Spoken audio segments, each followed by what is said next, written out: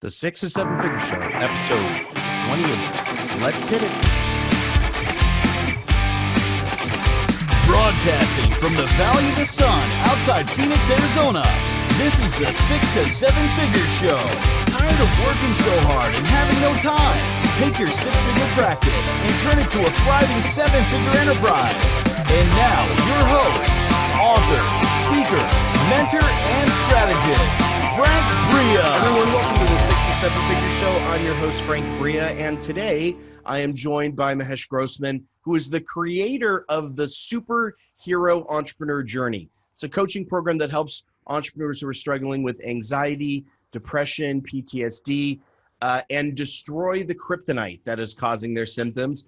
He is someone who can help those folks reignite their superpowers, leap from tall buildings the way they used to.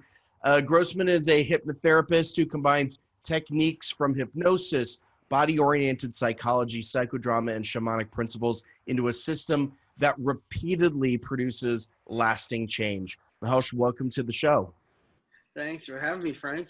Yeah, absolutely. So this is a pretty important topic these days, depression, anxiety, PTSD, especially among entrepreneurs.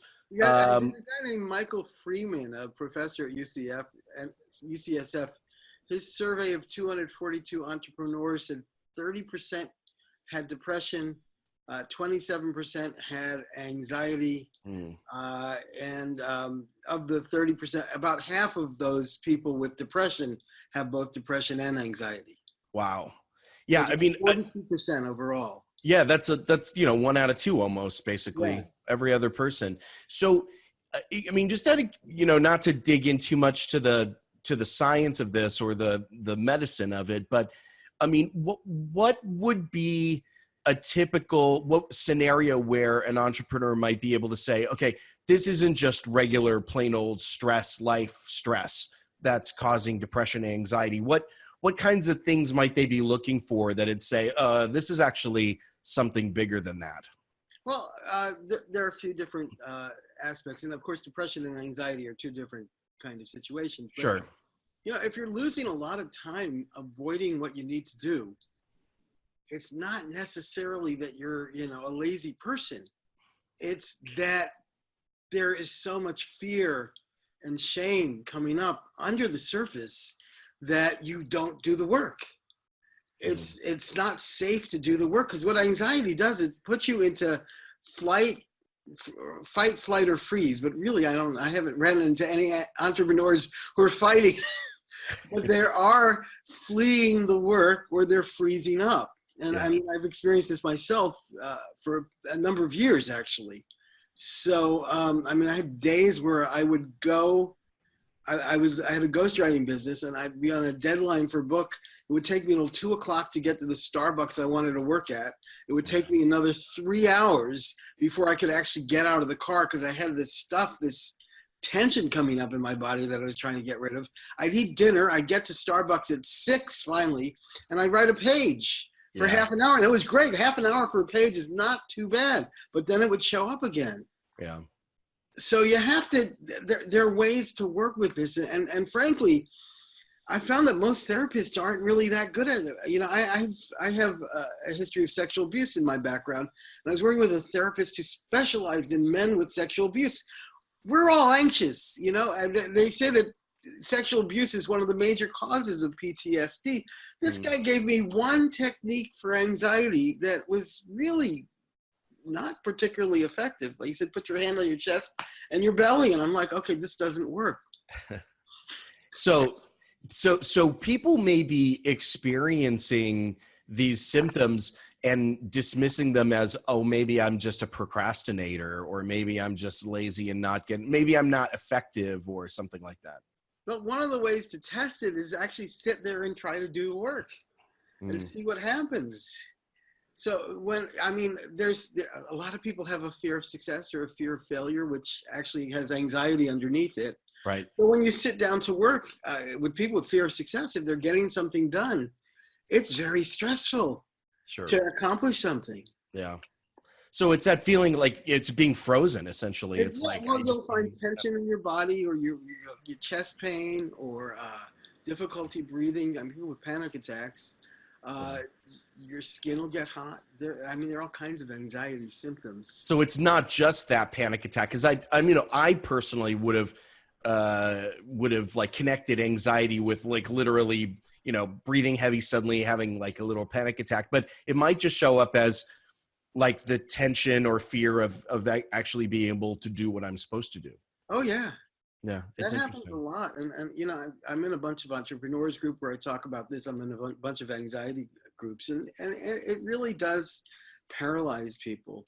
Even people who are making seven figures. I was talking to somebody who had 2 7-figure businesses, and she still was overrun by issues around anxiety. Yeah. Yeah. And I'd imagine for folks that it's not being treated, I suspect the more and more successful they get, the worse it probably would feel for them, because they're further out on the ledge. Right.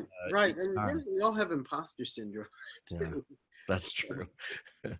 That's true. Well, okay. So that's fascinating. 1 out of 2, like this is literally, half the people listening to this could be dealing with this right now and probably not getting it treated in any way. That's true. I mean, within the regular population, they're saying it's about 18%. Although this guy Freeman, what was really interesting was he had 27% of entrepreneurs and 26% of his compared populations. Wow. Yeah. Well, I mean, and I'd imagine that in the entrepreneur population, they've got a slightly different than, it's not a standard slice of the general population. We entrepreneurs tend to be a little bit more high strung, I suppose, than most. Well, what's really interesting is 49% of entrepreneurs had some kind of mental issue, if you included things like ADHD and OCD and things like that. So, wow. That's amazing. It's probably part of our makeup. I mean, we don't fit in with everybody else. We have to work for ourselves or be in charge. Well, there you go. That's it. That's why one of the reasons why I wanted to have a T-shirt that says "unemployable" on the back. Yeah. So how? Let's pivot a little bit into how you work then with these entrepreneurs. I mean, you have a program. It doesn't sound like a sort of standard, therapy program. What kinds of things are you doing with these entrepreneurs? Well, first off, it always has to be with the body. So I have techniques that involve more kind of a kinesthetic, because anxiety, you feel anxiety in your body, right? When you're anxious, you feel it in your body. Or if you're an overthinker, you're avoiding what you're feeling in your body. Right. That's really, if you're worried, it's really funny because, as entrepreneurs, we're taught to think about what keeps people up at 2 o'clock in the morning. Yep. That's how we write our copy, right? That's right. That's true. Who wants to be up at 2 o'clock in the morning worrying? So I have techniques that come from a combination of hypnosis that are quite kinesthetic and visually oriented. Things like imagining a fire hose coming from the center of your body, releasing the energy into the Grand Canyon. Things where you're, typically there's breathing things and stuff like that most people do with anxiety. But what I do kind of takes it to a whole other level, because we have some rules and regulations that we were taught as kids that it's not okay to actually be in touch with stuff. So I help people get in touch with things like kind of old parts of themselves that they're using to protect themselves. But also, even those old parts have places, usually a mother or a father that doesn't even want them to know.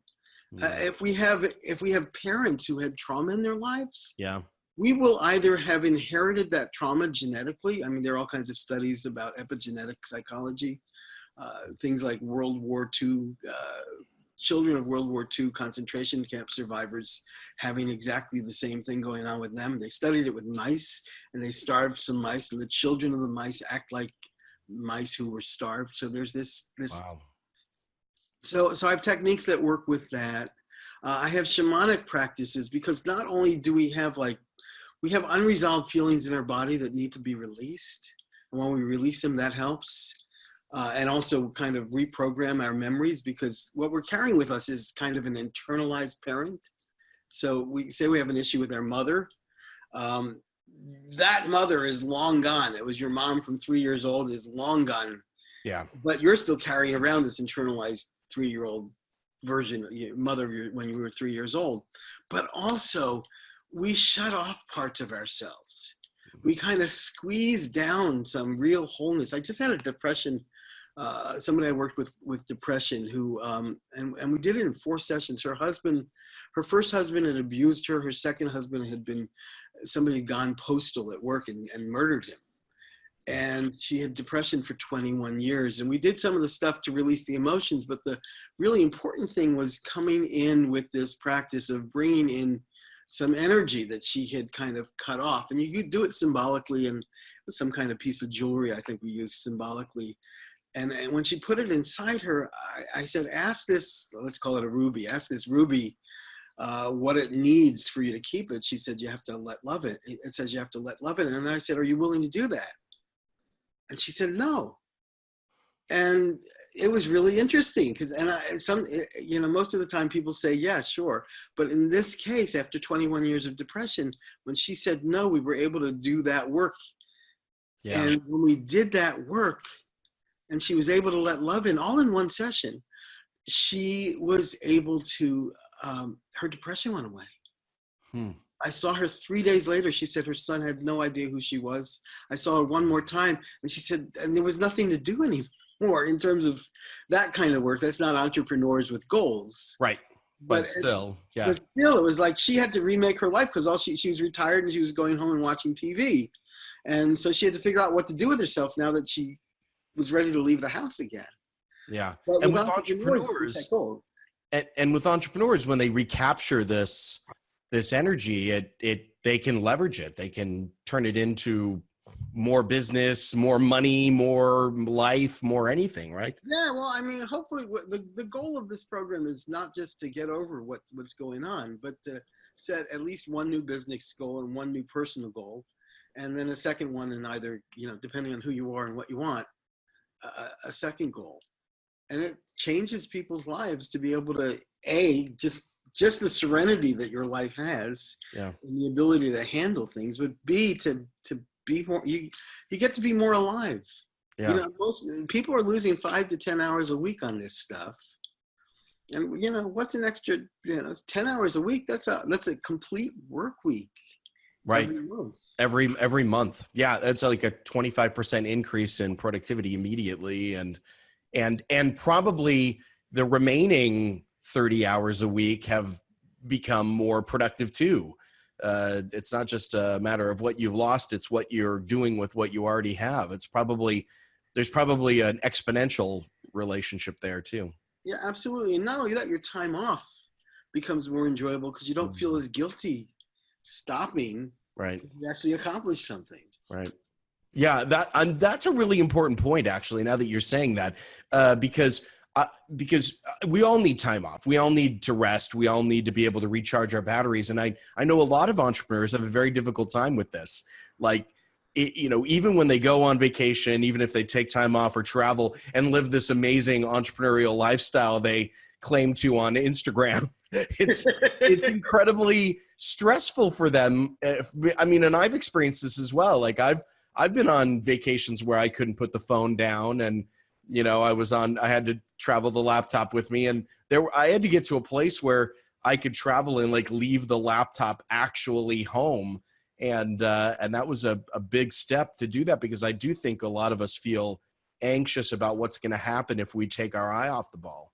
That's true. And also our self-worth is so tied up to how well we're doing in business. So there's this fear of losing everything if you let go for a second. And part of what that has to do with underlying core wounds, which is, I have a process that's very standardized that I can put people through specifically. What's really cool about this is because you're learning a process, instead of relying on a therapist or another person, you begin to do these techniques on your own on a Ah, regular basis. And it's really nice. And it's kind of a practice. I mean, when I get up in the morning, I scan my body and I just look for, hey, what's going on here? And I teach my clients to do the same thing. And I teach my coaching clients the same kind of program. that's fascinating. So that is something that's interesting where you've reduced it, or not reduced it, but created a process out of it. I think we always say reduced a process, but I actually think process is an elevation. It's like you've elevated it to a process. I've simplified the process. There you go. There you go. What is it that Einstein says? If you can't explain it simply enough, you don't understand it well, or something. But Well, it's weird. It's cross-cultural stuff that I'm interesting. so like these shamanic practices that start the program that I do for that. I've taken what usually takes 5 hours in a whole day long workshop. I've taken the main piece of it. It's a 5-minute thing. Wow.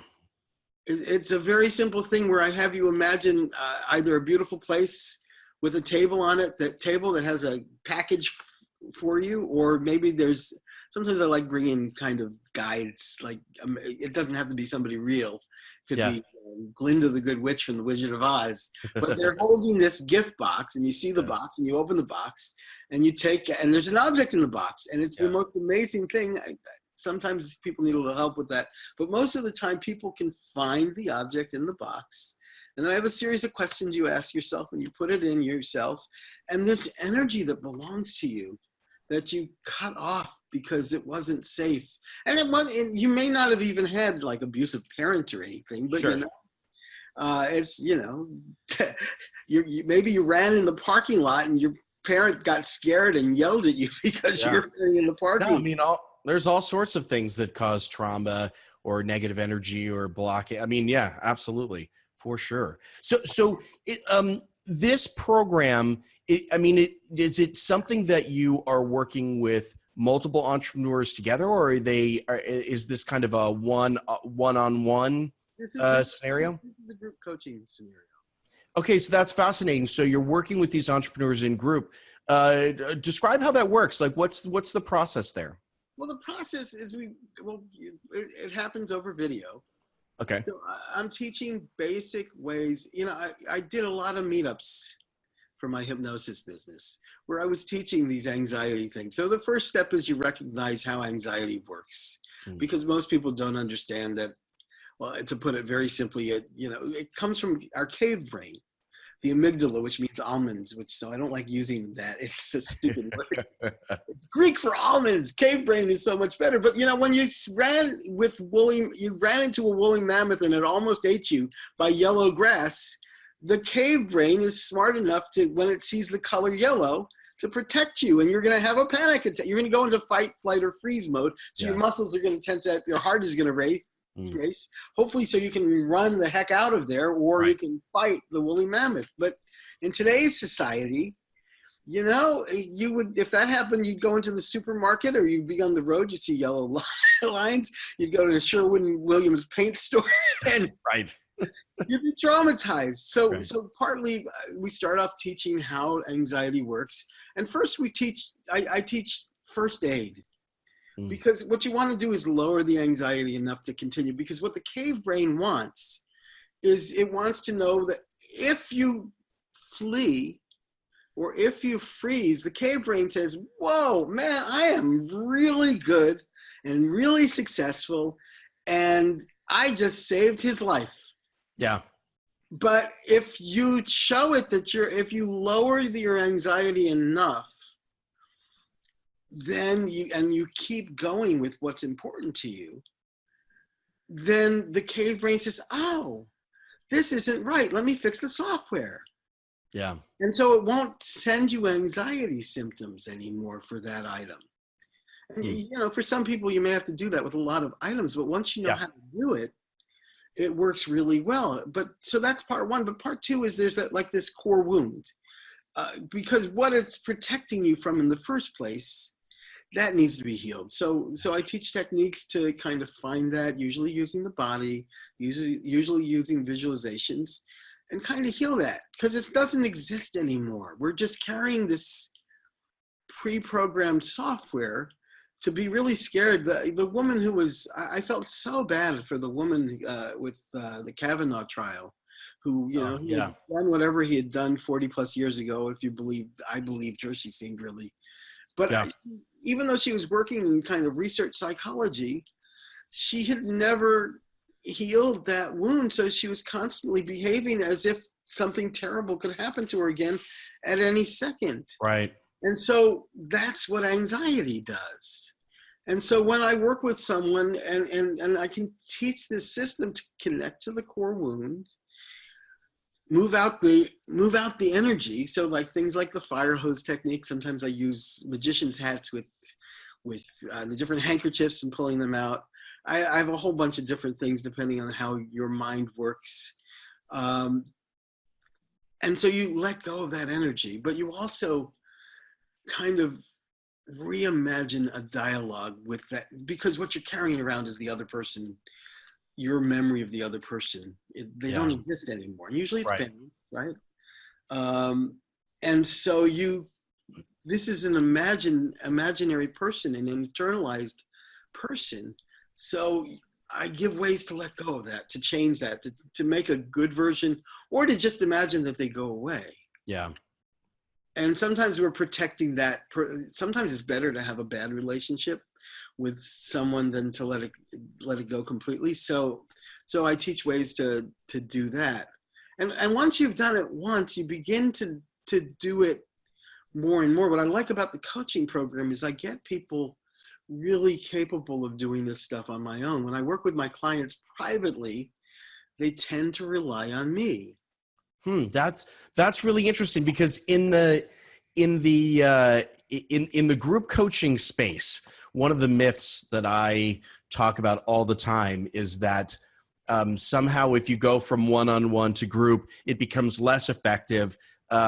You charge less. It's a lower value product. Like, in the business coaching space, there's a feeling of that. In personal development space, there's a feeling of that. But you're identifying that exact same dynamic with what you're doing as well, that in this group dynamic, people become more self-sufficient.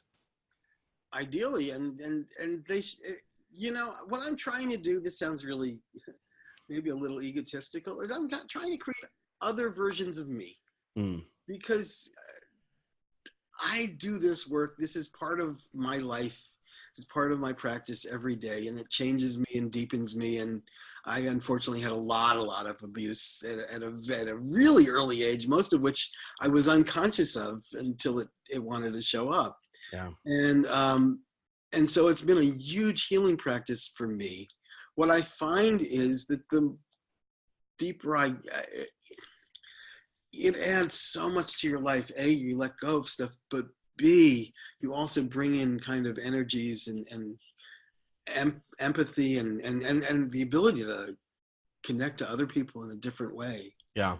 Well, and one of the things that you mentioned as part of the work that you do in your program is that you're also, once you're getting past, or once you've started to get past some of those blocks, helping people make goals and achieve those goals. That's also a part of what you do. That's totally what I do, and it's part of the other work, because the idea is you begin to do stuff when something triggers you. Instead of feeling bad about the fact that it's triggering you, you can say, hey, my goal is to get triggered. My goal isn't to get, people have these fears that they have to be perfect. It has to be right the first time. Yeah. But if you change your goal to, I'm going to do this to see if it triggers me. If it doesn't trigger me, it's very easy to accomplish the goal. Right. If it does trigger me, then there's some work to do. And when you do the work, you get to break free of something that's holding you back. And eventually you accomplish things and you feel really good about yourself. And a lot of people I work with want to have a big impact on the world. Sure. And a lot of those folks then will, and I suspect there's a correlation between people who really want to make an impact and people who have felt hurt, marginalized, abused. It's probably turning some of that experience and suffering into action. And what they really need to do is to figure out how to get past the things which are both motivating them and holding them back simultaneously. Right. Well, because you get to heal. simultaneously. Right. Well, because you get to heal. You get to heal whatever. Yeah, a lot of people. There's this old phrase, the wounded healer. And so Yeah. if you heal the wound for yourself, you get to bring that ability into the rest of the world. Wow, that's fascinating. I can imagine there's a lot of people listening to this who are who can really that this sounds familiar. The story sounds familiar to them. Is that a lot of us entrepreneurs are dealing with that. Spend all this money on courses, Yeah, to create online products, et cetera, but they've never actually done it. right. Frank Kern will say that 98% of the people who buy his stuff never actually do anything with it. True. And part of that is because of these kinds of wounds. Yeah, and so it makes sense to reprioritize when people are thinking about investing in themselves. It makes sense to reprioritize where those investments are going, because I do think that we, especially in the online entrepreneurial world, I do think that we're conditioned to think that everything's a sales and marketing problem when it oftentimes is not a sales and marketing problem. There's something else going on here. Well, who you are changes how the world responds to you and how you respond to the world. Yeah. And the more you heal, the more challenges you're going to face. The challenge of being successful. If you haven't been as successful as you'd like, there's a challenge in being successful. If you Sure. have been successful and you're afraid you're going to lose it all, there's a challenge in, hey, what if it's okay for me to be successful and not think that I'm worth something only because of my success, or not be afraid to lose my success. Right. Yeah. That's, that has got to be a very common fear among us entrepreneurs. That's got to be the case. Mahesh, unfortunately, we are out of time, and I apologize. It's a fascinating conversation, and there's probably a lot of healing that needs to go on among the folks who are listening to this. So I appreciate you sharing with us what you've done so far. For those people who want to dig more deeply into this with you, where can they go to connect with you? Do you have some place they can start? Yeah, well, first off, I have 3 simple anxiety hacks for entrepreneurs that you can get at coolanxietyhacks.com. Okay, cool. And that link, by the way, is below the video or the in the show notes page. For those of you who are listening to this audio away from a device, come to the show notes page as well, and you can click directly onto that link. And you can message me at you can email me at maheshgrossman@gmail.com. And for your audience, I'll let you text me at my 510-813-8004. Wow, that's you've got the number straight to the man there. Great, that's very generous of you. Thank you so much. I really appreciate you spending time and outlining this for us. Those people who want to connect more and get more information, they got the link. You've got his cell phone number to text directly to as well. Thank you so much, Mahesh. Really appreciate your time and attention to the topic. My pleasure. Thanks, Frank. Thanks so much. And thank you for being with us on this episode of the 6 to 7 Figure Show. I'm Frank Bria, your host. And for those of you who want to connect with Mahesh on this, go ahead and click on the links in the show notes page or below the video. I do think this is a really important area. I think a lot of us deal with anxiety, depression, those mental health issues which are keeping us stuck. And since I happen to believe that entrepreneurship is the best ticket to freedom, I believe this is something that all of us need to take a close look at and make sure that we can move through in our own lives if it's keeping us held back, because we can't do any good helping other people if we can't move ourselves forward there. So thanks so much, and thank you for being with us on this episode, and we'll see you next time. All right, take care. Bye-bye.